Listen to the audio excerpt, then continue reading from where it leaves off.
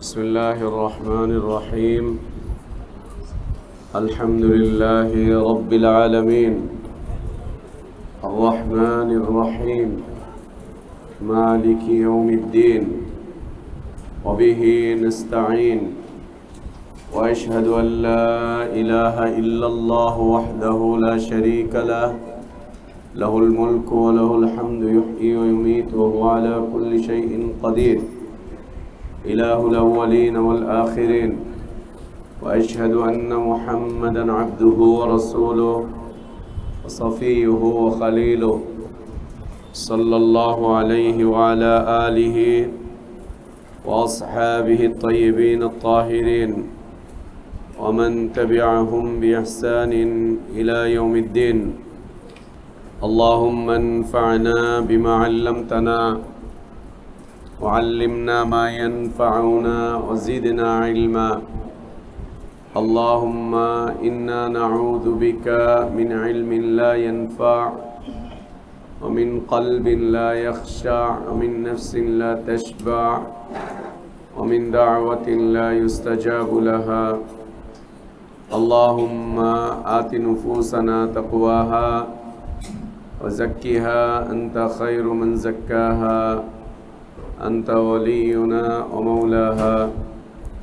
يا حي يا قيوم برحمتك نستغيث أصلح لنا شأننا كله ولا تكلنا إلى أنفسنا طرفة عين. سبحانك لا علم لنا إلا ما علمتنا إنك أنت العليم الحكيم. আলহামদুলিল্লাহ, আল্লাহ তাবারক ওয়া তাআলার অনেক প্রশংসা, আল্লাহ তাবারক ওয়া তাআলার অনেক শুকরিয়া, যিনি আমাদের হিদায়াতের জন্য কোরআনুল কারীম নাজিল করেছেন, যিনি কোরআনুল কারীমকে সকল প্রকার বক্রতা মুক্ত রেখেছেন, যিনি কোরআনুল কারীমে সকল প্রকার বাতিলের অনুপ্রবেশের দ্বারগুলোকে রুদ্ধ করে দিয়েছেন, যিনি কোরআন পড়া, কোরআন বোঝা, কোরআনুল কারীম হিফজ করা, কোরআন অনুযায়ী জীবন যাপন করাকে সহজ সাবলীল করেছেন, সে আল্লাহরই প্রশংসা, যিনি প্রতিদিনের মতো আজকেও আসরের পরের এ মুবারক সময়ে আমাদেরকে কোরআনুল কারীমের এ তালিমি মজলিসে অংশগ্রহণ করার তৌফিক দান করেছেন। আলহামদুলিল্লাহ, সালাতু সালাম আমাদের প্রিয় নবী মুহাম্মদুর রাসূলুল্লাহ সাল্লাল্লাহু আলাইহি ওয়া আলিহি ওয়াসাল্লামের প্রতি। আল্লাহ সুবহানাহু ওয়া তাআলা যার কাছে কোরআনুল কারীম নাজিল করেছিলেন, যিনি কোরআন পড়তেন, পড়াতেন, বুঝতেন, বুঝাতেন, যিনি কোরআন অনুযায়ী জীবন যাপন করতেন, মানুষকে উদ্বুদ্ধ করেছেন, যার চরিত্র ছিল কোরআনুল কারীমের হুবহু বাস্তব রূপ, সেই রাসূলের প্রতি সালাতু সালাম। আল্লাহুম্মা সাল্লি আলা মুহাম্মদ وعلى آل محمد كما صليت على إبراهيم وعلى آل إبراهيم إنك حميد مجيد. اللهم بارك على محمد وعلى آل محمد كما باركت على إبراهيم وعلى آل إبراهيم إنك حميد مجيد. আলহামদুলিল্লাহ, আমরা আমাদের ধারাবাহিক এ তালিমি মজলিসে কোরআনুল কারীমের সূরা আন-নিসা থেকে পড়ছিলাম। সূরা আন-নিসার 34 নম্বর আয়াতের বিষয়বস্তুর উপরে আমাদের আলোচনা চলছিল বিগত কয়েকদিন যাবৎ। বিষয়বস্তু জটিল তা নয়, কিন্তু বিষয়বস্তুকে কেন্দ্র করে অসংখ্য জাহিলিয়াত প্রতিষ্ঠিত রয়েছে আমাদের এই সমাজে।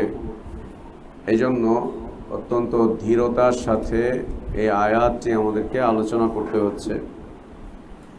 আমরা আয়াত থেকে পড়ছিলাম যে আল্লাহ তাবারক ওয়া তাআলা পুরুষদেরকে নারীদের দায়িত্বশীল বানিয়েছেন এবং পরস্পরকে পরস্পরের উপরে মর্যাদাবান করেছেন। পুরুষদেরকে দায়িত্ব দিয়েছেন তারা যেন তাদের অধীনস্থ নারীদের জন্য খরচ করেন তাদের সম্পদ থেকে, এবং নারীদের বিষয়বস্তু আল্লাহ তাবারক ওয়া তাআলা সুন্দর বলেছেন, ফাসসালিহাতু কানিতাতুন হাফিযাতুল লিল গায়বি বিমা হাফিজাল্লাহ। গতকাল আমরা পড়ছিলাম আল্লাতী তাখাফুনা নুশুজাহুন্না ফাইযুহুন্না, এ পর্যন্ত ছিল আমাদের আলোচনা। যদি নারী বিক্ষিপ্ত চিন্তা চেতনার অধিকারী হয়, তার নীতি আদর্শ বিক্ষিপ্ত, চিন্তা চেতনা বিক্ষিপ্ত, আমলগত জীবন যদি বিক্ষিপ্ত হয়, তাহলে আল্লাহ তাবারক ওয়া তাআলা এই আয়াতে কারিমাতে তিনটি চিকিৎসার ব্যবস্থাপনা দিয়েছেন। তিনটি বিষয়ে ব্যবস্থা গ্রহণ করতে আল্লাহ তাবারক ওয়া তাআলা আমাদেরকে নির্দেশ করেছেন। যদি নারী বিক্ষিপ্ত চিন্তা চেতনার, বিক্ষিপ্ত নীতি আদর্শের দিকে চলে যায়, তার চিন্তা যদি বিক্ষিপ্ত হয়, চেতনা যদি বিক্ষিপ্ত হয়, নীতি আদর্শ যদি বিক্ষিপ্ত হয়ে যায়, তখন আল্লাহ তাবারক ওয়া তাআলা তিনটা বিষয় ব্যবস্থা গ্রহণ করতে আদেশ করেছেন। তার মধ্যে হতে প্রথম বিষয়বস্তু হচ্ছে ফাইযুহুন্না, যা আমরা গতকাল আলোচনা করেছিলাম। আর দুটি বিষয় হচ্ছে ওয়াহজুরুহুন্না ফিল মাদাজি', তৃতীয় বিষয় হচ্ছে ওয়াদরিবুহুন্না। ওয়াহজুরুহুন্না ফিল মাদাজি', যদি সে সংশোধন না হয়, যদি বিক্ষিপ্ততার দিকে তার জীবনটা চলে যায়, তাহলে আল্লাহ তাবারক ওয়া তাআলা দ্বিতীয় ব্যবস্থা গ্রহণ করতে বলেছেন, সাময়িক সময়ের জন্য তার থেকে দূরত্ব অবলম্বন করা। ওয়াহজুরুহুন্না ফিল মাদাজি', বিছানা আলাদা করে ফেলা, মানে বেডরুম আলাদা করে ফেলো, বিছানা আলাদা করে ফেলো। তার সাথে আর এক বিছানায় শয়ন করতে যেও না, এক বিছানায় না। বিছানা আলাদা করতে গিয়ে যদি সম্ভব হয় রুম আলাদা করে ফেলা, তাহলে রুমই আলাদা করে ফেলতে হবে। আমরা শহরে জীবনে আমাদের রুমগুলো ছোট ছোট, বা আমাদের দেশীয় কালচারে আমরা ছোট ছোট। আর আল্লাহ নবী সাল্লাল্লাহু আলাইহি সাল্লাম তাঁর যে বাসস্থান ছিল, বেডরুম ছিল, সেগুলো আসলে খুব ছোটই ছিল। এত বেশি প্রশস্ততা ছিল না তার জীবনে। যৎসামান্য দুনিয়ার উপরেই তিনি চলেছিলেন, তার জীবনটাকে পার করেছিলেন। শয্যা আলাদা করে ফেলা, মানে বেডরুমে তার সাথে আর বেডরুমে না থাকা। আল্লাহ নবী সাল্লাল্লাহু আলাইহি ওয়া আলিহি ওয়াসাল্লাম তার স্ত্রীদের সাথে বিরক্ত হয়ে কতদিন আলাদা ছিলেন? 1 মাস পর্যন্ত। বিরক্ত হয়ে 1 মাস পর্যন্ত তিনি আলাদা থাকার ওয়াদা করে ফেলেছিলেন, যে আমি 1 মাস পর্যন্ত তাদের সাথে আর থাকবো না। এবং তাই হচ্ছিল। বিষয়টি সাহাবা ইকরাম রাদিয়াল্লাহু আনহুম আজমাইনদের কাছে খুব ভারী মনে হয়েছিল, এবং সাহাবীদের মধ্যে হতে কেউ কেউ আশঙ্কাও করে ফেলেছিলেন যে উম্মাহাতুল মুমিনিনদের উপরে আল্লাহর শাস্তি না চলে আসে, আযাব না চলে আসে। এবং ওমর রাদিয়াল্লাহু আনহু তো গিয়ে তার মেয়েকে ধমকও দিয়েছিলেন। সাহাবীদের মধ্যে এই বিষয়টি নিয়ে একটু গুঞ্জন তৈরি হয়েছিল যে নবীর স্ত্রীদের উপর উম্মাহাতুল মুমিনিন রাদিয়াল্লাহু আনহুম আজমাইন তাইয়িবিন তাহিরিন, তো তাদের উপরে না আল্লাহ শাস্তি চলে আসে। বিছানা আলাদা করে ফেলা, বেডরুম আলাদা করে ফেলা, তাদের কাছাকাছি না যাওয়া, বুঝিয়ে দেওয়া যে আমি তোমার উপরে খুব বিরক্ত, তোমার এই চিন্তায়, তোমার এই চেতনায়, তোমার এই নীতিতে, তোমার এই আদর্শে, তোমার এই জীবনযাপনের পদ্ধতি আমার কাছে পছন্দ হচ্ছে না, আমি খুব বেশি বিরক্ত। আমি বিরক্ত খুব বেশি। একেবারে এক বিছানায় তো শোবেই না, পাশাপাশিও শোবে না। এবং আহলে ইলমদের বক্তব্য হচ্ছে যেই রুমে একসাথে স্ত্রীর সাথে থাকে ওই রুমেই থাকবে না, একদম আলাদা, একদম দূরে সরে যাবে। একান্ত জরুরি কোনো কথা থাকলে কথা বলবে, জরুরি কথা থাকলে কথা বলবে। বাকি ওই যে খোশ গল্প, আনন্দ, সারাক্ষণ তাদের সাথে মন খুলে কথাবার্তা বলা, এগুলো সব বন্ধ করে দিবে। এবং এই বিষয়ের আলোকে যে আহলে ইলমদের পরিবার সংশোধনমূলক যে বক্তব্যগুলো পাওয়া যায় সেটা হচ্ছে তাদের সাথে এক রুমে এক শয়নে এক বিছানায় তো যাবেই না, প্রয়োজনে কথাবার্তাও বন্ধ করে দিবে, কথাও বলবে না তাদের সাথে, কথাও বলবে না। যত যাই বলুক তারা, যাই জিজ্ঞাসা করুক, যাই করুক নাই করুক, কথাও বন্ধ করে দিবে। তাদের হাতের তৈরি করা খাবার দাবারও বন্ধ করে দিবে। যদিও আল্লাহ তাবারক ওয়া তাআলা শুধুমাত্র বিছানার কথা বলেছেন, ওয়াহজুরুহুন্না ফিল মাদাজি'। এখন আহলে ইলমদের বক্তব্য সুন্দর, যদি তার হাতেরটা খেতে চাও খাও, খেতে গেলে কথা বলতে হবে। বসলা, গিয়ে বসার পরে কথা শুরু হলো, এরপরে খাওয়া দাওয়া করলা, খাওয়া দাওয়া করার পরে এমনিতেই মানুষের শরীর ক্লান্ত হয়ে যায়, শুতে চায়। বাংলায় কি যেন বলে না, আইতে দিলে বইতে চায়, বইতে দিলে খাইতে চায়, খাইতে দিলে শুইতে চায়, শুইতে দিলে পরে ঘর দখল করতে চায়, আর বাইরে যেতে চায় না, আর বেরোতে চায় না। যেমন আজ ফিলিস্তিন এবং ইহুদিদের, ইসরায়েলের অবস্থা। পৃথিবীতে যখন এই ইহুদিরা অত্যন্ত নির্যাতিত এবং নিগৃহীত হচ্ছিল, কেউ এদেরকে ঠাঁই দেয়নি। একা হিটলার কয়েক লক্ষ ইহুদিকে হত্যা করেছিল। কোথাও যখন এরা জায়গা পাচ্ছিল না, খ্রিস্টানরা জায়গা দেয়নি, অন্য ধর্মাবলম্বীরা জায়গা দেয়নি, কেউ জায়গা দেয়নি এদেরকে, যাযাবরের মতো। এবং পৃথিবীতে এদের অবস্থা ছিল একদম খুব করুণ, কোথাও জায়গা পাচ্ছে না। তখন ফিলিস্তিনের সহজ সরল মুসলিম জনগণ এই ইহুদিদেরকে তাদের রাষ্ট্রে থাকার জন্য জায়গা দিয়েছিল, যে আসো থাকো, জায়গা দিয়েছিল, আসো থাকো আমাদের দেশে, তোমরা থাকো উদ্বাস্তু, সবাই তোমাদেরকে মারছে, জুলুম করতেছে, থাকো এখানে, পরে তোমরা চলে যাও তোমাদের মতো করে। ওই যে ঢুকেছে আর যাওয়া হয়নি, ওই ঢুকে মেহমানদারি পেয়ে, আদর আপ্যায়ন পেয়ে, ওইখানে জায়গা জমি পেয়ে, ঘর বাড়ি পেয়ে, আর তখন তো জায়গা জমির এত বেশি মূল্য ছিল না, এমনভাবে স্থায়ীভাবে বসত গেড়ে ফেলেছে যে একটা পর্যায়ে যারা তাদেরকে জায়গা দিল তারাই এখন তাদের হাতে নির্যাতিত, নিগৃহীত, তাদেরকেই এখন তারা উৎখাত করছে, তারাই এখন নিজ দেশে উদ্বাস্তু শিবিরের মতো উদ্বাস্তু। এই ইতিহাস থেকে পৃথিবীর অনেক দেশই উদ্বাস্তুদের জায়গা দেয় না, সাগরে ভাসে, নদীতে ভাসে, জায়গা দেয় না, না আসার দরকার নেই, অন্য কোথাও যাও।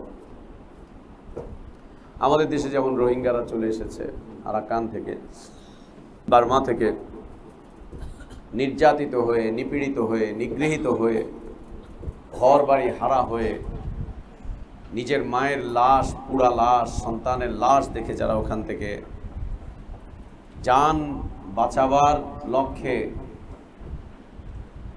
দলে দলে লক্ষ লক্ষ বার্মার নাগরিক, আরাকানের নাগরিক সীমান্ত পাড়ি দিয়ে, সাগর পাড়ি দিয়ে আমাদের দেশের সীমানায় এসে অপেক্ষা করেছে।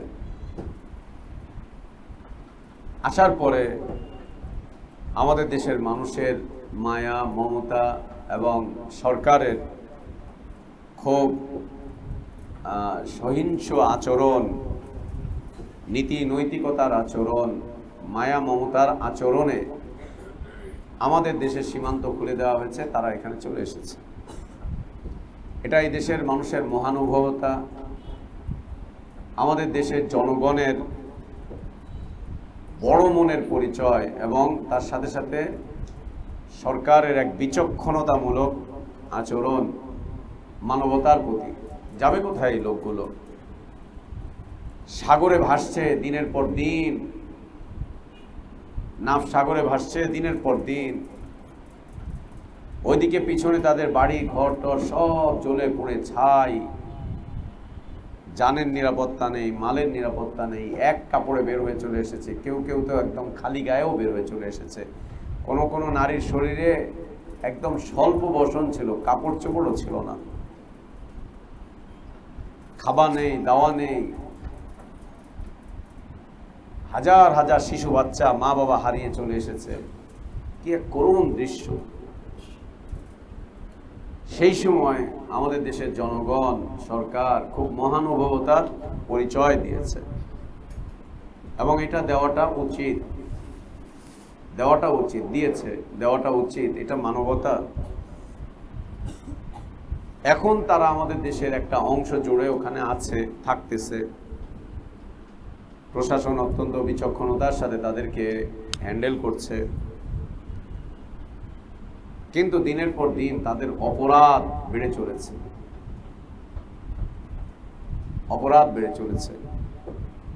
মাঝে মাঝে আমরা পত্র পত্রিকায়, নিউজে যে সমস্ত অপরাধগুলো তাদের ব্যাপারে শুনতে পাচ্ছি, দেখতে পাচ্ছি, জানতে পারছি, এটা একটা স্বাধীন দেশের জন্য হুমকির মতো। আমাদের স্বাধীন একটা দেশের জন্য এটা হুমকির মতো, খুব হুমকির মতো। নানান ধরনের অপরাধে তারা জড়িয়ে পড়েছে। আর এই পর্যায়ে মানুষগুলো অপরাধে জড়িয়ে পড়ারই কথা, নানান অপরাধে জড়িয়ে পড়েছে। এই অপরাধ প্রবণতা যদি এইভাবে করে বাড়তে থাকে, একটা পর্যায়ে আমাদের স্বাধীনতাই হুমকির মধ্যে পড়ে যাবে, আমাদের অখণ্ডত্ব হুমকির মধ্যে পড়ে যাবে। আল্লাহ আমাদের দেশের স্বাধীনতাকে হেফাজত করেন। আল্লাহর অনেক বড় নিয়ামত এদেশের স্বাধীনতা, অনেক বড় নিয়ামত। আল্লাহ আমাদেরকে যে স্বাধীনতা দিয়েছেন, যেভাবেই হোক আমরা স্বাধীনতা পেয়েছি, একটা ভূখণ্ড পেয়েছি, মাথা তুলে দাঁড়াবার মতো একটা জায়গা পেয়েছি, আল্লাহর ইবাদত স্বাধীনভাবে করার মতো সুযোগ পেয়েছি। এদেশের স্বাধীনতা, অখণ্ডত্ব বজায় রাখার জন্য এদেশের মুসলিমিনদের সচেতনতা খুব জরুরি, অনেক বেশি জরুরি সচেতনতা। আর এক্ষেত্রে ইসলাম আমাদের স্বাধীনতাকে আরো শক্তিশালী করে। ইসলামবিহীন স্বাধীনতা ধরে রাখা খুব কঠিন মুসলিম দেশগুলোতে। আল্লাহ আমাদের স্বাধীনতার হেফাজত করেন, আমাদের স্বাধীনতাকে আল্লাহ রক্ষা করেন, আমাদের অখণ্ডত্বকে আল্লাহ তাবারক ওয়া তাআলা প্রতিষ্ঠিত রাখেন। স্বাধীন দেশটাকে আল্লাহর ইবাদতের জন্য আল্লাহ আমাদেরকে স্বাধীন করে দেন, স্বাধীন অবস্থান দিয়ে দেন। তো এই যে যেমন ওরা এখন এখানে আছে, এখন এরা অপরাধ করছে, এরা যদি এইভাবে করে দিনের পর দিন অপরাধের মধ্যে জড়িয়ে পড়ে আরো বেশি আরো বেশি আরো বেশি, একটা পর্যায়ে আমরা হুমকির মুখে পড়ে যাব। ঠিক ফিলিস্তিনের ঘটনা এটাই ঘটেছে, এটাই ঘটেছে। ওরা আরো বেশি মহানুভবতার পরিচয় দিয়েছিল, আরো বেশি, এত বেশি মহানুভবতার পরিচয় দিয়েছিল যে নিজেদের জায়গা জমি ওদেরকে দিয়ে দিয়েছে, নাও থাকো, এই করো সেই করো, মানুষ হওয়ার কারণে যে অস্তিত্ব বিলীন হয়ে যাচ্ছে এদের। যেই ওরা এসে এখানে জায়গা পেয়ে গেল, বাস উড়ে এসে জুড়ে বসে আজ ফিলিস্তিনিদের অস্তিত্বই ওদের কাছে হুমকির মুখে, ওদের কাছে হুমকির মুখে। খুব কঠিন, অনেক বেশি। আল্লাহ ফিলিস্তিনকে আজাদ করে দেন, ফিলিস্তিনের মুসলিমিনদের জান মালকে আল্লাহ হেফাজত করেন, তাদের শহীদদেরকে আল্লাহ কবুল করেন, তাদের আহতদেরকে আল্লাহ সুস্থ করেন, তাদের যে সমস্ত মানুষগুলো নিঃস্ব হয়ে গিয়েছে আল্লাহ তাদেরকে সবর করার তৌফিক দান করেন। আল্লাহ ফিলিস্তিনের জনগণকে দ্বীনের দিকে সুন্দরভাবে ফিরে আসার তৌফিক দান করেন। তো ওয়াহজুরুহুন্না ফিল মাদাজি, বিছানা আলাদা করে ফেলবে, তার মানে তাদের সাথে দূরত্ব অবলম্বন করবে। দূরত্ব, কাছাকাছি যাওয়ারও দরকার নেই, পাশাপাশি বসারও দরকার নেই, দরকারই নেই। ওর হাতে রান্না বান্নাও খাওয়ার দরকার নেই। রান্না বান্না খেলে পরে শুতে মনে চাইবে, ঘুমাতে মনে চাইবে। আমরা খাওয়া দাওয়ার পরে একটু টায়ার্ড হয়ে যাই না, ক্লান্তি বোধ করি না খাওয়ার পরে? খাওয়া এমন একটা জিনিস, এর সাথে ক্লান্তি জড়িত, আরাম জড়িত, আয়েস জড়িত। খেলেই শুতে মনে চাইবে। তো কথাবার্তাও কমিয়ে দেওয়া, পারতপক্ষে কথা না বলা, একদম কথাবার্তা না বলা পারতপক্ষে। রান্নাবান্নাও না খাওয়া, আলাদা করে খাও, কম খেয়ে থাকো। আর একসাথে শোয়া দরকারই নেই, আল্লাহ না করে দিয়েছেন ওয়াহজুরুহুন্না ফিল মাদাজি, বেডরুম আলাদা করে ফেলো, পাশে শুতেও যেও না। তো পাশে যদি শুতেই যাওয়া নিষেধ হয়, তাহলে জিমা আর থাকে কিভাবে? জিমা তো আর থাকে না, তাই না? যারা বোঝার বুঝছো, জিমা তো আর থাকে না। এ দিয়ে বুঝিয়ে দেওয়া যে আমি আসলে সত্যি বিরক্ত তোমার উপরে, তোমার এই চাল চলন, উঠা বসা, তোমার এই দৈনন্দিন জীবন, আচার আচরণ, তোমার এই অভদ্রতা, তোমার এই নিম্নগামিতা, আমি আসলে খুব বিরক্ত। এবং এই বিরক্তির প্রকাশটা এইভাবে করলাম, এরপরে কিন্তু এর চাইতেও বেশি কিছু আসতে পারে, এরপরে এর চাইতেও বেশি কিছু আসতে পারে, যাতে করে সে সতর্ক হয়ে যায়, যাতে সতর্ক হয়ে যায়। ওয়াহজুরুহুন্না ফিল মাদাজি, বুঝতে পেরেছি না? অদরিবুহুন্না, এই দ্বিতীয়টাতেও যদি কাজ না হয়, এখন হকি স্টিক কিনে এনে পিটাবা, গজারির লাঠি, হকি স্টিক। অদরিবুহুন্না, আল্লাহ বলছেন মারো, হাত দিয়ে মারো, পা দিয়ে লাথি মারো, হকি স্টিক দিয়ে বাড়ি মারো, ক্রিকেটের ব্যাট আছে এখন ওটা দিয়ে মারো, ক্রিকেটের যে স্টিকগুলো আছে উইকেট, ওটা দিয়ে পিটাও, লোহা আনো, লোহা দিয়ে পিটাও। বউ বলে কথা, মাইয়া বলে কথা, টাকা দিয়ে কিনে আনছো 2.5-3 লাখ টাকা দিয়ে, ওর বাপে ওরে বিদায় দিয়ে দিচ্ছে, উঠায় দিচ্ছে, আত্মীয় স্বজনরা সবাই একসাথে হয়ে বিদায় দিয়ে দিচ্ছে, উঠিয়ে দিয়েছে, এখন তুমি মারবা। আর আল্লাহ বলছেন মারতে, ব্যাস। অদরিবুহুন্না, কি দিয়ে মারতে আল্লাহ বলেন নাই, আল্লাহ মারতে বলেছেন। আহলে কোরআন হয়ে যেতে হবে, আহলে কোরআন হতে হবে। আল্লাহ বলছেন কি মারো। এখন মারা তো গলা টিপেও মারা, রড দিয়ে মারে, চাবুক দিয়ে মারে, ক্রিকেটের উইকেট, ক্রিকেটের ব্যাট, গজারি লাঠি, চুলার লাকড়ি, যা পায় হাতের কাছে তা দিয়ে। লা ইলাহা ইল্লাল্লাহ। জুলম, অন্যায়, অত্যাচার, এগুলো মানবতাহীনতা, এগুলো নীতি বিবর্জিত কাজ, এগুলো এটা অধিকারহীনতা, এটা জুলম, এটা অন্যায়, এটা অত্যাচার। আর মনে রাখতে হবে আয-যুলমু যুলুমাতুন ইয়াওমাল কিয়ামাহ, আয-যুলমু যুলুমাতুন ইয়াওমাল কিয়ামাহ। খবরদার, আল্লাহ বলেছেন মারতে, অদরিবুহুন্না, তাদেরকে জরব করো, তাদেরকে জরব করো। এক্ষেত্রে নবী সাল্লাল্লাহু আলাইহি ওয়া আলিহি ওয়াসাল্লামের বিধিবিধান রয়েছে, বিধিবিধান রয়েছে আল্লাহ নবী সাল্লাল্লাহু আলাইহি ওয়াসাল্লামের। নবী সাল্লাল্লাহু আলাইহি ওয়া আলিহি ওয়াসাল্লাম বলছেন ঘরে শাসনের লাঠি রাখো, ঘরে যেন শাসনের লাঠি থাকে। আবার তিনিই বলেছেন লাঠি যেন হাতে না থাকে, এটা নিকৃষ্টতা। লাঠি যেন হাতে না থাকে, যেই লোকের হাতে সবসময় লাঠি থাকে সে নিকৃষ্ট, সে ওস্তাদ হোক আর সে স্বামী হোক। সে ওস্তাদ হোক আর সে স্বামী হোক। তেমন ওস্তাদরা লাঠি রাখে না, স্কেল রাখে। লাঠি রাখে না, কারেন্টে তার মুচড়ায়া বানায় চাবুক রেখা দেয়। সুবহানাল্লাহ। আল্লাহ নবী সাল্লাল্লাহু আলাইহি ওয়াসাল্লাম ঘরে শাসনের লাঠি রাখতে বলেছেন। আবার যার হাতে সবসময় লাঠি থাকে তাকে তিনি ভালো বলেননি। সে ভালো না, সে উত্তম চরিত্রের না, সে ভালো কিছু না, সে ভালো কিছু না। নবী সাল্লাল্লাহু আলাইহি ওয়াসাল্লাম আবার জানিয়ে দিয়েছেন যে বউ পিটায় সে আসলে ভালো কিছু হয় না। এবং একজন সাহাবীর বিয়ের ব্যাপারে প্রস্তাব আসলো না, নবী সাল্লাল্লাহু আলাইহি ওয়াসাল্লাম বললেন যে লোকটা খুব ভালো, পরেশগার, তাকওয়াবান, কিন্তু বউ পিটায়, কিন্তু বউ পিটায়। বিয়ে শাদীর প্রস্তাব আসলে পরে অত্যন্ত সাবধানতার সাথে সত্যায়ন করতে হয়। আমরা দেখি, আমরা কারো বিয়ের প্রস্তাব আসলে পরে একেবারে প্রশংসায় পঞ্চমুখ, অষ্টমুখ, 16 মুখ হয়ে বলতে থাকি, আরে না, এই না, সেই না, অনেক কিছু দাবিয়ে রাখি। কিছুদিন আগে আমাদের দিনী বোনের মেয়ের বিয়ের কথা চলতেছে, উত্তরায় বাসা। মেয়েটা হাফিজা, আলহামদুলিল্লাহ। তো ওর মা হচ্ছে খুব পরেশগার, খুব চমৎকার পরেশগার, খুবই পরেশগার।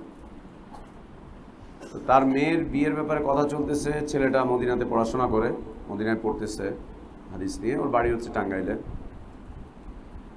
তো প্রস্তাব আসার পরে আমাকে ফোন দিয়েছে যে ভাইয়া, একটা ছেলের বিয়ের ব্যাপারে প্রস্তাব এসছে, এখন এটা আপনার উপরে দায় দায়িত্ব থাকলো, আদ্য পান্ত সব কিছু আপনার বিষয়, আপনি হ্যাঁ বললে বিয়ে হবে, না হলে হবে না। ঠিক আছে। তো গত 3 মাস যাবত এই ছেলেটার ব্যাপারে খোঁজ খবর নিচ্ছি। ছেলেটা দারুস সুন্নাহয় পড়েছে, এখান থেকে গিয়েছে।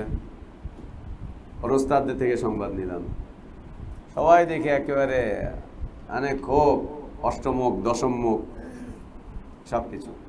শেষ পর্যন্ত আব্দুল নূর ভাইকে ফোন দিলাম যে শেখ এই বিষয়। বলছে হ্যাঁ, আমাদের তো ছাত্র, তবে ওর ব্যাপারটা এরকম, ওদের বংশের ব্যাপারে একটা সংবাদ আমার কাছে আছে। ওদের বংশের পুরুষগুলো না এরকম হয়, একটা সংবাদ, ওদের বংশের পুরুষগুলো এরকম হয়, কি কৃপণ হয় একটু, আর বউদের উপরে একটু কড়া মেজাজের, ওদের বংশের ব্যাপারে। তো একেবারে এইভাবে করে ভেঙে চড়ে পড়লো যে না, ছেলে ভালো। তবে আরেকটা বিষয় আপনারা কিভাবে নেবেন জানি না, ছেলেটা আবার একটু জিন, জাদু, এই সমস্ত বিষয়ের চিকিৎসার দিকে আবার একটু ঝুঁকে আছে, এই সেই।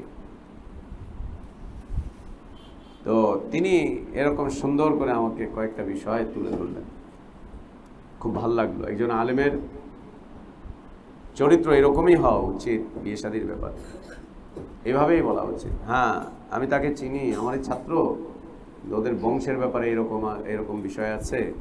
আরেকটা বললো যে ওদের বংশের ব্যাপারে আছে যে ওদের বাড়িতে বউদেরকে দিয়ে খুব কাজ করায়, একে রাত দিন কাজ করতে করতে খুব কাজ করায়।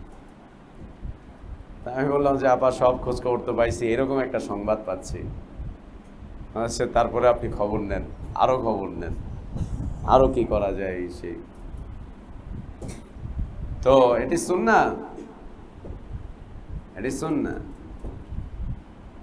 ছেলে রুক্ষ মেজাজের, ও খুব পরেজগার, আল্লাহওয়ালা, রাতে কিয়ামুল লাইল করে, সপ্তাহে 2 দিন সিয়াম পালন করে, কিন্তু মেজাজটা খুব রুক্ষ।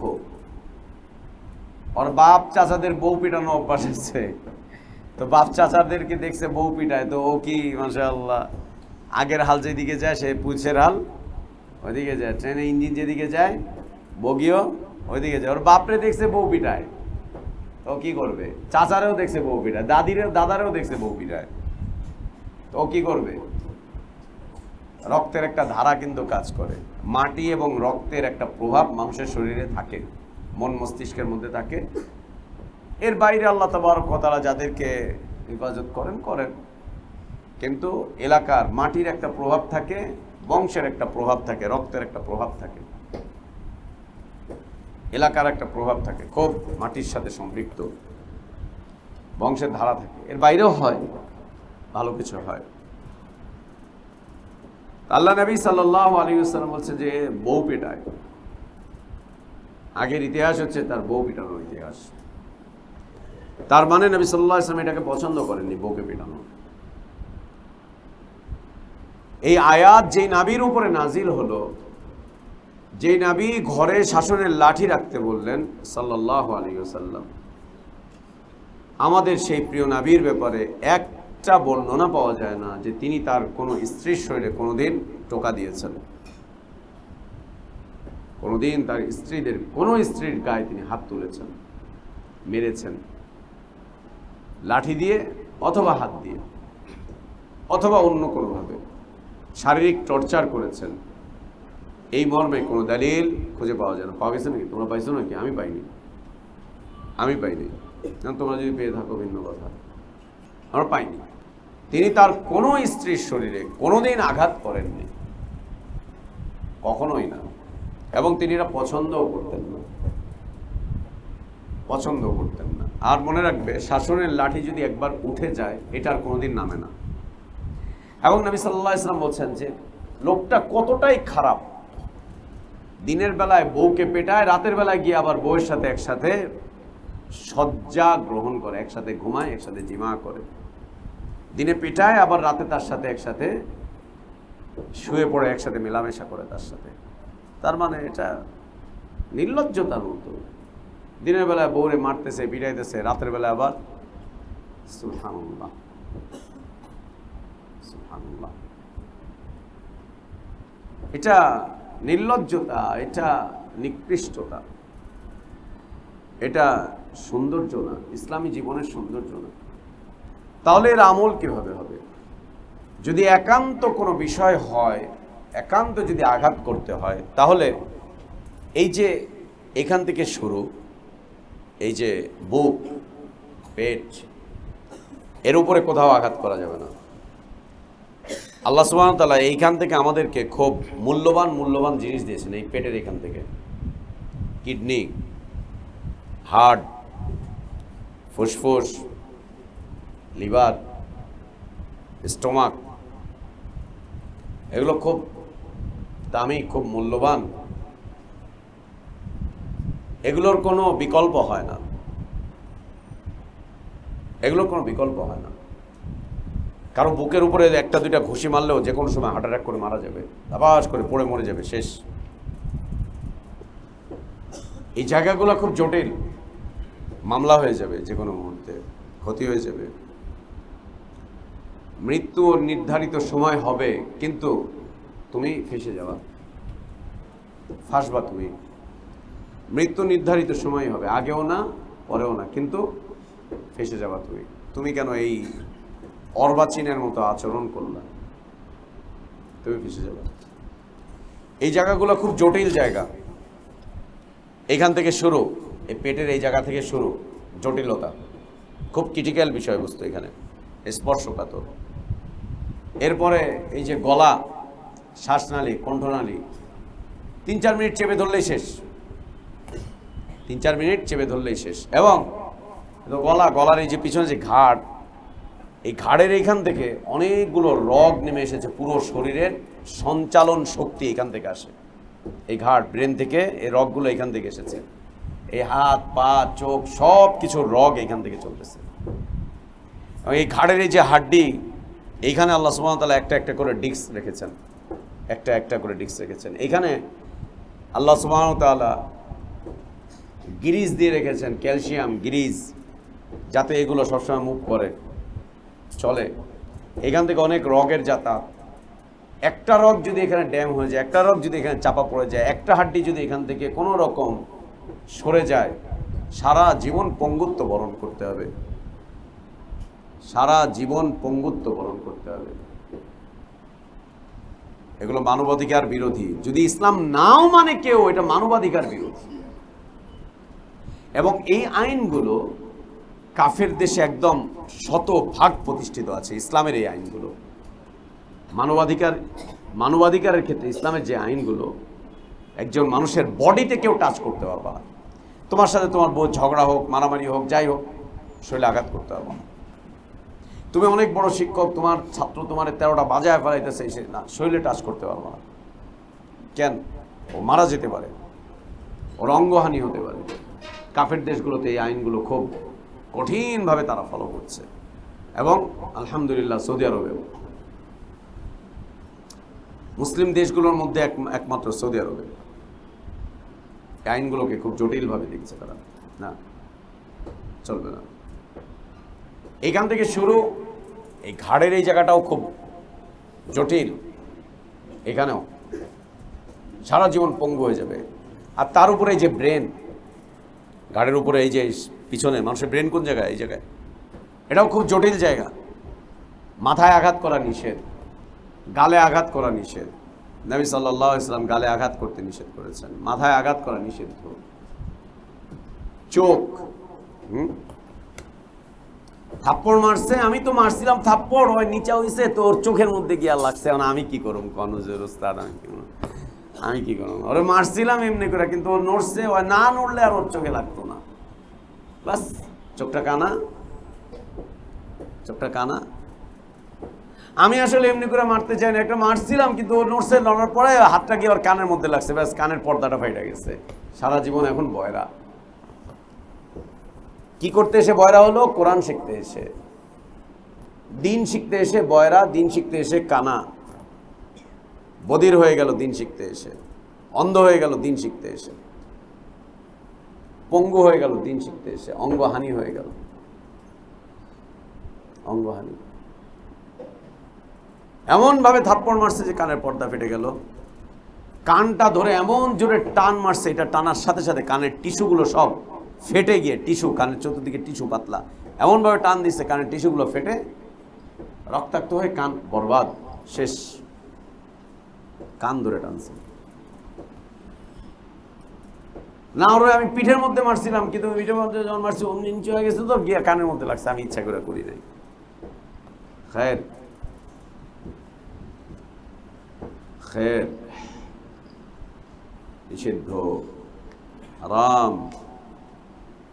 এবং এই আচরণের কারণে, এই ধরনের শাসনের কারণে কোনো ছেলেপেলে যদি দিন বিমুখ হয়ে যায়, কিয়ামতের দিন আল্লাহর কাছে জবাবদিহি করতে হবে আমাদেরকে, আল্লাহর কাছে জবাবদিহি করতে হবে আমাদেরকে। এই আচরণের কারণে কোনো ছেলে যদি মাদ্রাসা ছেড়ে দেয়, দিন বিমুখ হয়ে যায়, দিনের শিক্ষা থেকে যদি দূরে সরে যায়, আল্লাহর কাছে জবাবদিহি করতে হবে। আল্লাহর আদালতে পার পাওয়া যাবে না, একদম পার পাওয়া যাবে না, একদম বিলকুল না, একেবারেই না। মানলে যে পোলাপাইন কথা শুনে না, আপনিও তো পোলাপাইন ছিলেন, আপনি বুঝছিলেন, না মানলে তো পোলাপাইন কথা শুনে না। ঠিক আছে, শাসন করতে দিবেন না, করুন না, যান, দেখি এখন কেমনে লেখাপড়া করে। এটা বোকার কথা, বোকাদের বক্তব্য এগুলো। বাচ্চাদেরকে পড়াবার কৌশল আছে, সেই কৌশল শিখতে হয়, সেই কৌশল রপ্ত করতে হয়, সেই কৌশল প্রয়োগ করলেই বাচ্চারা লেখাপড়া করে, ওটা প্রয়োগ করলেই লেখাপড়া করে, ওইটা করতে হবে, করলেই বাচ্চা লেখাপড়া করবে, করলেই লেখাপড়া করবে। যে আমাদের হিফজ বিভাগটাকে ধীরে ধীরে আমরা শিক্ষিত হাফেজ দিয়ে পরিচালনা করবো ইনশাআল্লাহ। যারা অন্তত দাওরা পর্যন্ত করেছে তারাই হিফজখানায় ক্লাস করাবে, সামনের দিকে পড়াবে, তাদের দ্বারাই পরিচালিত হবে, যাতে করে একটা ছেলে, যে ওস্তাদ, সে যেন তার ছাত্রদেরকে যে কোরআন পড়াচ্ছেন, কোরআনের হুকুমগুলো যেন তাদের মাথার মধ্যে থাকে। ধীরে ধীরে সময় লাগে একটা কিছু বাস্তবায়ন করতে, সময় লাগে, ইচ্ছে অনেক আগে থেকে, অনেক আগে থেকেই ইচ্ছে, সময় লাগবে, হয়ে আসবে, একটা সময় হয়ে আসবে। তো আল্লাহর কাছে জবাবদিহি করতে হবে। চেহারায় তোমার আর কোনো সুযোগই নেই, নবী সাল্লাল্লাহু আলাইহি ওয়াসাল্লাম নিষেধ করে দিয়েছেন, একদম নিষেধ করে দিয়েছেন। এবং আল্লাহ রাসূল সাল্লাল্লাহু আলাইহি ওয়াসাল্লাম বলেছেন, খালাকাল্লাহু আদামা আলা সূরাত। গালে মারা, আর এই গাল পুরাটাই হচ্ছে গালের অন্তর্ভুক্ত। গালে মারা, মাথায় মারা, কানে মারা, চোখে মারা, অঙ্গহানি হয়ে যাবে। এখান থেকে জটিল জটিল সব অঙ্গ প্রত্যঙ্গ, এখানে আঘাত করা যাবে না, না লাঠি দিয়ে না হাত দিয়ে। আর পাটা পুতা তো কথাই না, রড দিয়ে বউ পিটায়, বউ পিটায় রড দিয়ে, বউ পিটায় পাইপ দিয়ে, বউ পিটায় গজারির লাঠি দিয়ে, বউ পিটায় হাতের কাছে যা পায় তাই দিয়ে, হাতের কাছে যা পায় তাই দিয়ে বউ পিটায়। এগুলো মানুষ নাকি? এগুলো ইনসান নাকি? এগুলো একটাও ইনসান না, এগুলো একটাও ইনসান না। এগুলো চতুষ্পদ জন্তুর চাইতে নিকৃষ্ট, একদম নিকৃষ্ট। তাহলে আল্লাহ যে বলছেন অদরিবুহুন্না, মারো, এই মারাটা কেমন? কয়েকদিন আগে বলছিলাম ফোমের হাতুড়ি কিনবা, ফোম কিনে আনবা, কিনাই না ওটা দিয়ে বেত বানাইবা, বেত বানাও ওটা দিয়ে পিটাবা। ভালোবাসার লাঠি, লাঠির নাম দিয়ে দিবা ভালোবাসার লাঠি। একান্ত যদি আঘাত করতে হয় তাহলে নিচের দিকে, তাও মৃদু আঘাত, মৃদু, যেন দাগ না পড়ে ওর শরীরে, মৃদু আঘাত যেন দাগ না পড়ে, ওর কোনো অঙ্গের যেন ক্ষতি না হয়। এটা মানতে গিয়ে বউরে শোয়ায়, শোয়ায় বউয়ের পায়ের তলায় পিটায়, পায়ের তলায় পিটাইলে দাগ হয় না। মাদ্রাসায় আগে, আমাদের মাদ্রাসায় হয় নাই, আমরা যখন ছোটবেলায় পড়ছি, ওস্তাদরা বাচ্চাদেরকে শোয়ায় পায়ের নিচে ঠাস ঠাস ঠাস ঠাস করে 20-25টা বাড়ি মেরে দিল। পায়ের নিচে বাড়ি মারলে পায়ের এই রক্তটা মাথায় উঠে যায়, এ বাচ্চা পায়ের উপরে দাঁড়াতে পারে না, পায়ের তলায় পিটায়। ইস, এক সময় যে মাদ্রাসাগুলো জুলমের কারখানা ছিল, হাত বেঁধে ঝুলিয়ে তারপরে পিটাইতো। সবক শোনায় নাই কেন? সবকে ভুল হইল কেন? হাত বান্ধা ঝুলায় পিটাইছে।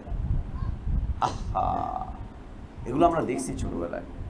মাদ্রাসা মানে হচ্ছে জুলমের কারখানা, জুলমের কারখানা। আর মা বাবারাও ছিল অশিক্ষিত, বলতো ওস্তাদ যেই জায়গায় মারে ওই জায়গায় জান্নাতে যায়, তুই মাইর খা, মাইর খেলে জান্নাতে যাবি। মাশাআল্লাহ। তো ওস্তাদ জামে কই? পায়ের তলায় পিটাচ্ছে না। একান্ত মারতে হলেও একটা দুইটা আঘাত, একটা দুইটা আঘাত, তাও ওই আঘাত যেন খুব ভারী না হয়। এই আঘাতটা ওর অন্তরে আঘাত পড়ুক, ওর শরীরে যাতে আঘাত না পড়ে, ওর শরীরে যাতে দাগ না পড়ে, ওর শরীরে যাতে কিছুই না পড়ে। ইসলামে মারামারির কিছু বিধান ইসলাম দিয়ে রেখেছে, কিছু বিধান। অনেকদিন আগে একটা বইয়ের অনুবাদ করেছিলেন, ইসলামের টট আইন, শেখ আবু বকর জাকারিয়া হাফিজাহুল্লাহ, তিনি করেছিলেন টট আইন। সেখানে কতটুকু মারা যেতে পারে তার উপরে সুন্দর করে আলোচনা করেছেন। বাসায় আছে বইটা, সুন্দর আলোচনা করেছেন। ছেলেদেরকেও কতটুকু মারা যায়, সন্তানদেরকে। আল্লাহ যে বলেছেন, নবী সাল্লাল্লাহু আলাইহি সাল্লাম বলেছেন যে 7 বছর বয়সে তাদেরকে সালাতের শিক্ষা দাও, 10 বছর বয়সে তাদেরকে মারো। কেমন মাইটটা দেওয়া এখন? খুন্তি গরম করছে, খুন্তি চিনো তো? খুরচুন, খুরচুন গরম করছে, খুন্তি গরম করে ওটা দিয়ে পিটাইছে। বাপ মা, তো শিক্ষা দেয়া দেখলাম, সালাতের জন্য পিটাইছি। জীব জীব না, মারারও একেবারে বিষয়বস্তু রয়েছে। শরীরের সর্বশক্তি দিয়া পিটাত, সর্বশক্তি প্রয়োগ করে পিটাচ্ছে। আমাদের বাসায় দোতলায় এক ভাড়াটিয়া ছিল, আমরা চাচা বলতাম, তবলিগ করতো, বছরে এক চিল্লা মারতো, একেবারে তার এটা রুটিন করা ছিল। চিল্লা থেকে আইসাই বউ পিটাইতো, মানে আইসাই দেখতো, একেবারে 40 দিন বাসায় নেয়, বাসা তো অগোছালো, কোলা পায়নি, এই করে এই করে, আইসাই দেখছে, কিরে তুই এটা করলি কে, আমি তোর এই রুম রেখে গেছি, পোলা পায়নি, এটা কেন, এইটা কেন। আর আগে তো টেলিফোনের ব্যবস্থা ছিল না, এখন না এসে, হ্যাঁ তুমি কই, এ আইতাছি, তাহলে না ঘরটা ঠিক রাখে, বউরা প্রতিদিন 3 বার 4 কি তুমি কোথায়, এই তো, ও আচ্ছা কতক্ষণ লাগবে, আচ্ছা বাস কতক্ষণ লাগবে, এটা শুনে ফেলছে, এখন সব ঠিকঠাক করতে ঝাড়া মুছা করে, মাশাআল্লাহ, কি পরিপাটি। এটা তো ছিল না। আয়সা দেখছে পোলা পায় না, একটা ওইদিকে গেছে আর একটা ওইদিকে গেছে, নাই এরকম হয়েছে বাস ডুইকাই মাইল কারে বলে, ডুইকাই মাইল। এটা তবলিগের দোষ না, বেটার দোষ। এমনি পরিচয় দিতে গিয়ে বললাম বেটার দোষ। মার কারে বলে, আমরা তারে চাচি বলতাম, ছোটবেলায় তারে দেখছি, একদম ছোটবেলা থেকে আমাদের বাসায় ভাড়া ছিল, চাচি বলতাম। তো চাচি ছিল একেবারে খুব সুন্দরী একজন নারী, খুব সুন্দরী, ফর্সা, তার পুরো শরীরে এইখানে দাগ, এইখানে দাগ, এইখানে দাগ, এইখানে দাগ, পুরো শরীরে দাগ, চেহারার মধ্যে এইখানে দাগ হয়ে রয়েছে, ওইখানে দাগ হয়ে রয়েছে, কি অবস্থা। একবার তো তার প্রায় 6 মাসের মতো তার চোখ একেবারে নষ্ট হয়ে গেছিল, এখানে রক্ত জমে এরকম। মার কাকে বলে, সুবহানাল্লাহ। এগুলো আল্লাহর বিধানের লঙ্ঘন। অদ্রিবহুন্না, মৃদু আঘাত করো, মৃদু মৃদু আঘাত, বুঝো তো, মৃদু আঘাত করো, হালকা, তাও এর উপরে না, এখান থেকে উপর দিকে না, মৃদু আঘাত করো, রানে হতে পারে, এদিকে কোথাও, যেন দাগ না পড়ে, কষ্টের মধ্যে পড়ে না যায়, যেন কষ্টে না পড়ে। না করাটাই উত্তম, না মারাটাই উত্তম। বিছানা আলাদা করো, নসিহত করো, দূরত্ব অবলম্বন করো, খাওয়া দাওয়া বন্ধ করে দাও, কথাবার্তা বন্ধ করে দাও, এগুলো করো। মারা শুরু করে দিলে আর মারা থামবে না। তো ওই লোককে দেখতাম যে হাত দিয়ে মারতো মারতো, লাঠি দিয়ে মারতো মারতো, একটা পর্যায়ে তারে দেখছে এই যে এই শিল, এই দিয়ে তারে গুতাইতো বিভিন্ন জায়গায়, এমনি করে এই পুতা দিয়া।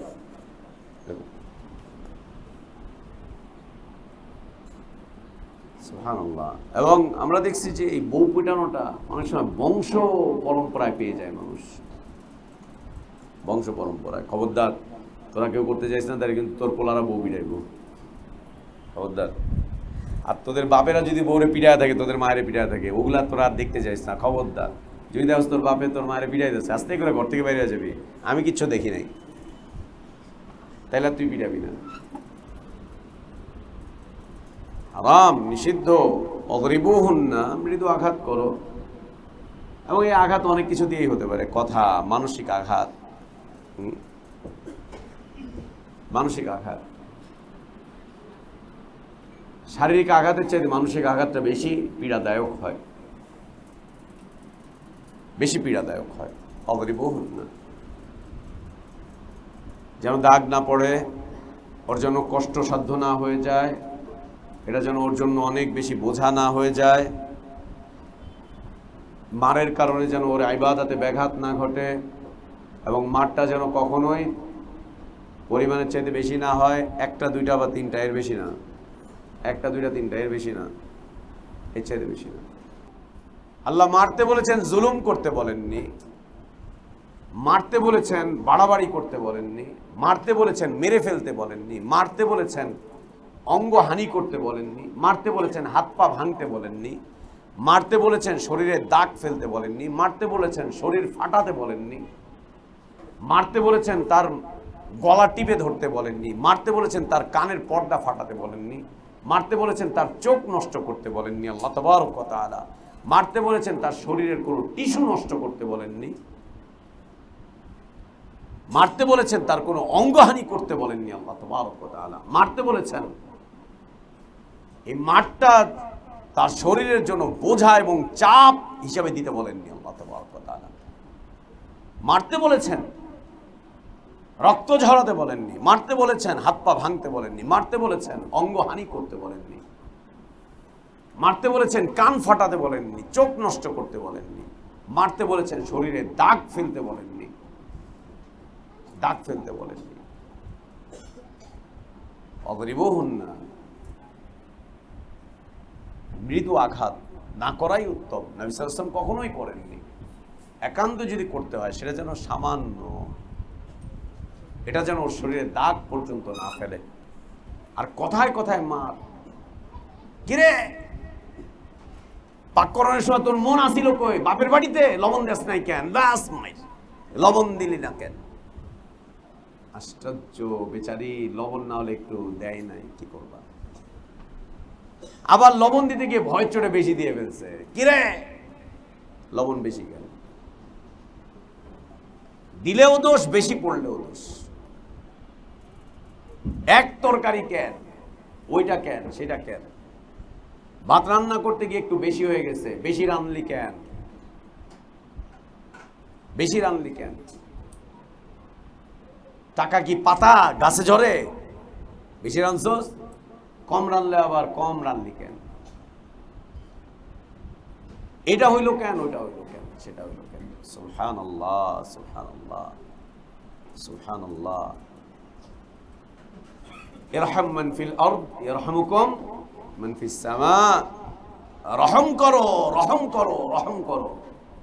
অধীনস্থদের উপরে দয়া করো, অধীনস্থদের উপরে দয়া করো, অধীনস্থদের উপরে দয়া করো, দয়া করো, দয়া করো।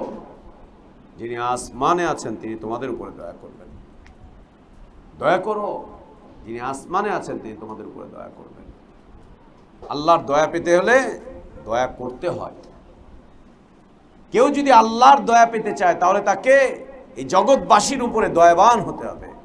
এই জগৎবাসীর উপরে দয়াবান হও তো আল্লাহ তিনি তোমার উপরে দয়া করবেন, তিনি দয়া করবেন। তুমি দয়া করো তো তোমাকে দয়া করা হবে, তুমি দয়া করো তো তুমি দয়া পাবে।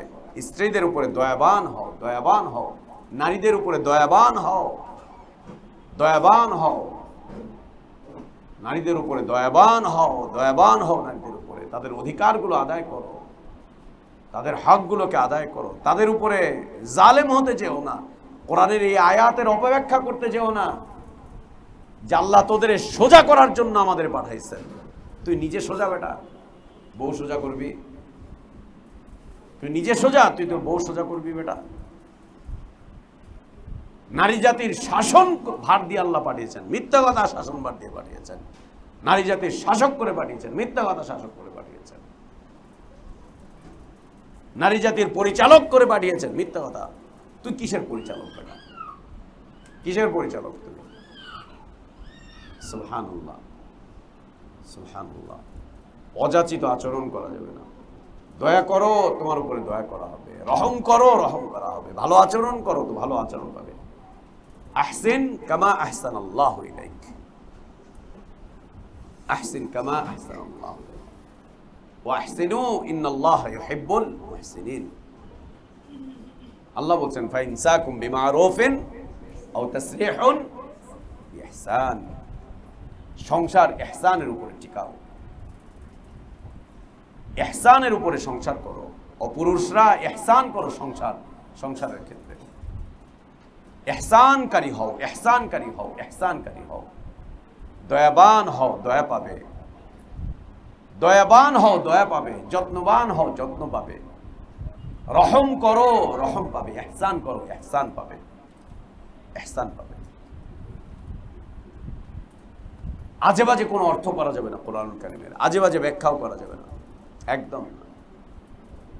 চুপ কর, চুপ কর, কথা কবি না, বাড়িতে গিয়ে কবি না, চুপ চুপ, মারতাছি, চুপ কর। গলার আওয়াজও পর্দা, বাইরে গেলে কিন্তু তোর ফরজ তরক হয়ে যাব। মুখ টিপে ধরে বেশ মারে, চুপ, আওয়াজ যেন বাইরে না যায়। বাইরে গেলে পর পুরুষ শুনবো, তুই কিন্তু জাহান্নামে যাবি, তোর আওয়াজও পর্দা। খবিস, ইতর, নালায়েক। তোর বিয়ে করতে বলছে কে? বেয়াদব, তোর বিয়ে করতে বলছে কে? তুই জানিস বিয়ে কাকে বলে? ইতর, তুই জানিস বিয়ে কাকে বলে? তুই না বুঝে বিয়ে করছিস কেন? এবং যাদের পরিবারে এরকম ইতিহাস আছে, বাপকে দেখেছো বাপ বউ পিটায়, তোমার মারে পিটায়, তোমার দাদারে দেখছো দাদিরে পিটায়, তোমার চাচারে দেখছো চাচিরে পিটায়, এখন থেকে তোমরা সাবধান হও। বিয়ের আগে 40 জগ পানি খাইবা, 40 জগ পানি খাইবা একদিনে। পানি খায়া বারবার চিন্তা করবা যে কি করতে যাচ্ছি। বিয়ের ব্যাপারে আগে চিন্তা করবা যে আমি কি করতে যাচ্ছি। ছেলে খেলা নাকি বিয়ে, পুতুল খেলা নাকি বিয়ে? মনে চাইলে করলাম, মনে চাইলে ছাড়লাম, মনে চাইলে এটা করবো, মনে চাইলে ওটা করবো না। অনেক ভাবো, অনেক চিন্তা করো, তারপরে বিয়ের জন্য প্রস্তুতি নাও। অধিকার আদায় করতে পারবা কিনা, সম্মান রক্ষা করে চলতে পারবা কিনা, ইহসান করতে পারবে কিনা, দয়া করতে পারবে কিনা, রহম করতে পারবে কিনা, মর্যাদা দিতে পারবে কিনা, স্ত্রীর মর্যাদা। নারী জাতি মর্যাদাবান, নারী জাতি সম্মানিত, সম্মানিত মর্যাদাবান। তারা তাদের মর্যাদা রক্ষা করতে পারবে কিনা, সম্মান রক্ষা করতে পারবে কিনা, ইজ্জত দিতে পারবে কিনা, অধিকার আদায় করতে পারবে কিনা, ইহসান করতে পারবে কিনা, দয়া করতে পারবে কিনা, উত্তম আচরণ করতে পারবে কিনা, সচ্চরিত্রতা দেখাতে পারবে কিনা তার সাথে, নাকি শাসক হবা, নাকি তার মনিব হওয়ার চেষ্টা করছো, বউয়ের মনিব হওয়ার চেষ্টা করছো নাকি, যে আমি তার মনিব হচ্ছে, আমি তার মালিক হচ্ছে, আমি তার কর্তা হচ্ছে, আমি তার হ্যান হচ্ছে, আমি তার ত্যান হচ্ছে। বিয়ে করার দরকার নেই, বিয়ে করার দরকার নেই। এগুলো সব আগে থেকে বুঝে তারপরে বিয়ের জন্য চিন্তা করবে। আগে বুঝে নিবা পারবা কিনা, নাকি তোমার বংশের ইতিহাস নিবা, নাকি তোমার পাড়াপড়শির ইতিহাস নিবা, পাড়াপড়শির ইতিহাস নিবা। এবং কিছু কুটনি বুড়ি টুড়ি থাকে আমাদের দেশের, কিছু কুটনি বুড়ি আছে, কিছু কুটনা কুটনা বুড়ো আছে। ও বিয়ের পর পরে শিখায়, এই যা করার প্রথমে কিন্তু করে দেখায় দিতে হইব, পরে কিন্তু আর একবার যদি ভালোবাসা দিয়া দাও তারপরে কিন্তু আর হইব না। অতএব আগেই কিন্তু দিয়া দাও, ব্যাস বাসর রাইতে গিয়ে ও ঠাস ঠাস থাপ্পড় থপ্পড়, বিয়ের 3 দিনের মাথায় পিঠা, বউ মাইরা টাইরা অবস্থা খারাপ। বিয়ের 3 দিনের মাথায়, 1 সপ্তাহের মাথায় যা করবি আগে আগে করিস, পরে কিন্তু আর নিয়ন্ত্রণ করতে পারবি না, বুঝিস। একবার যদি ভালোবাসা বালাস, তুই যদি ও যদি একবার বুঝা বালায় তোমারে ক্যাপচার করতে পারছে, তাইলে কিন্তু আর কিছু করতে পারবে না। অতএব যা করা তুমি এখনই করে নাও। ও খবিস এরকম কুটনামি শুনে কুটনামি করে বেড়ায়, কুটনাদের কথা শুনে খবিস কাজ করে বেড়ায়। লা ইলাহা ইল্লাল্লাহ, লা, জায়েজ নাই। বিয়ে শাদীর ব্যাপারে কোনো আজে বাজে মানুষের পরামর্শ দিবা না। যে লোক নিজে পারিবারিকভাবে সুখী না তার কাছে তুমি বিয়ের পরামর্শ দিবা না, খবরদার না। যে লোক পারিবারিকভাবে সুখী না, যে তার স্ত্রীকে নিয়ে সুখী না, যার স্ত্রী তাকে নিয়ে সুখী না, যে লোক পারিবারিকভাবে অক্ষম, পরিবারকে দিনের উপরে নিতে পারেন না, যার পরিবারে অশান্তি বিরাজ করছে, যে পরিবারের সদস্য আত্মহত্যা করতে চেষ্টা করে, যে পরিবারের সদস্য এইভাবে করে এই ঝামেলার মধ্যে পড়ে আছে, ওই থেকে বিয়ে শাদীর পরামর্শ দিতে চায় না। পরামর্শ নাও যে সুখী আছে, যে পরিবারকে গুছিয়ে রেখেছে চমৎকারভাবে, তাদের থেকে পরামর্শ নাও, পরামর্শ দিতে পারবে। এর থেকে পরামর্শ না চলবে না। যে যেমন সে তেমন পরামর্শ দিবে, সে তেমন পরামর্শ দিবে। আগে থেকে প্রস্তুতি। ফাইন আতানাকুম ফালা তাবগু আলাইহিন্না সাবিলা, যদি তারা তোমাদের ইতাআত করে ফেলে, চমৎকারভাবে তোমার কথা মেনে চলে, সুন্দরভাবে যদি সব কিছুকে আবার গুছিয়ে নেয়। অন্যায় হতেই পারে মানুষের জীবনে, মনে রাখতে হবে, মানুষের জীবনে অন্যায় হয়ে যেতেই পারে। অন্যায় হয়ে যাওয়াটা বড় কথা না, অন্যায় করার পরে সংশোধন হয়ে যাওয়াটা হচ্ছে বড় কথা। অন্যায় হয়ে যেতে পারে, যে কোনো মানুষের অন্যায় হয়ে যেতে পারে, অন্যায় হয়ে যাওয়াটা বড় বিষয় না। প্রশংসার বিষয় হচ্ছে অন্যায় হওয়ার পরে সংশোধন হয়ে গিয়েছে কিনা। যদি সংশোধন হয়ে যায়, আল্লাহ তাবারক ওয়া তাআলা বলছেন ফালা তাবগু আলাইহিন্না সাবিলা, আর কোনো কঠোরতা করতে চেও না তাদের ব্যাপারে, কোনো সিদ্ধান্ত নিতে চেও না।